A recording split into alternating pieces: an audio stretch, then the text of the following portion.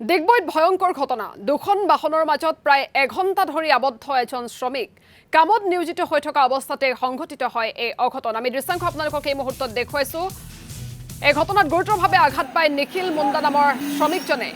RK infra নামৰ অৰুণাচলৰ ঠিকা প্ৰতিষ্ঠানত কৰ্মৰত শ্ৰমিকজন ডিগবৈৰ চাৰিলেনযুক্ত পথ নিৰ্মাণৰ কামত নিয়োজিত আছিল নিখিল আহত নিখিল মুণ্ডাৰ ঘৰ হৈছে লাহৱালত আমি এক্সক্লুসিভ দৃশ্যাংশ আপোনালোকক এই মুহূৰ্তত দেখুৱাইছো প্ৰায় এঘণ্টা সময় ধৰি দুখন বাহনৰ মাজত কেনেদৰে এজন শ্ৰমিক আবদ্ধ হৈ থাকিবলগীয়া হ'ল সেই সমগ্ৰ দৃশ্য আপোনালোকক দেখুৱাইছো ডিগবৈত ঘটিছে ভয়ংকৰ ঘটনাটো আমি পুনৰবাৰ উল্লেখ কৰিছো দুখন বাহনৰ মাজত প্ৰায় এঘণ্টা ধৰি আবদ্ধ হৈ থাকে এজন শ্ৰমিক কামত নিয়োজিত হৈ থকাৰ অৱস্থাতে সংঘটিত হয় এই অঘটন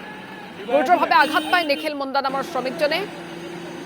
RK ইনফ্ৰা নামৰ অৰুণাচলৰ ঠিকা প্ৰতিষ্ঠানত কৰ্মৰত আছিল শ্ৰমিকজন ডিগবৈৰ চাৰিলেনযুক্ত পথ নিৰ্মাণৰ কামত নিয়োজিত আছিল নিখিল আহত নিখিল মুণ্ডাৰ ঘৰ লাহৱালত বুলি জানিব পৰা গৈছে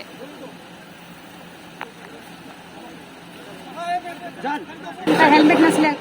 বেল আৰু পৰ্যন্ত মই জোতাও নাছিলে খালি হৈ জোতা নাছিলে বেল একোৱে নাই তাৰ খালি হৈ নাছিলে এইবোৰ দিয়া হোৱা নাই নেকি চেফটিৰ কাৰণে দিছিলে ল'ৰা নেদেখিলো এতিয়া তোৰ নাছিলে ল'ৰাটোতো একো নাছিলে কোম্পানীটো দিয়ে এতিয়া এইটো নাজানো আমি ল'ৰাজনটো নাজানো কৰা মই নাম কি মই তাত আছিলো চাইডত মই চিলিংটো লৈ ইয়াত কি কাম হয় নে ইয়াতে মিলাৰটো লুট কৰি আছিলে এই ৰোড চাইডত কোনে অনুমতি দিলে কোম্পানীৰ নামটো কি হয় RK ইনফ্ৰা ক'ৰ হয় অৰুণাচলৰ হয় RK ইনফ্ৰা ইয়াত কি মিক্সাৰ বনাই আছে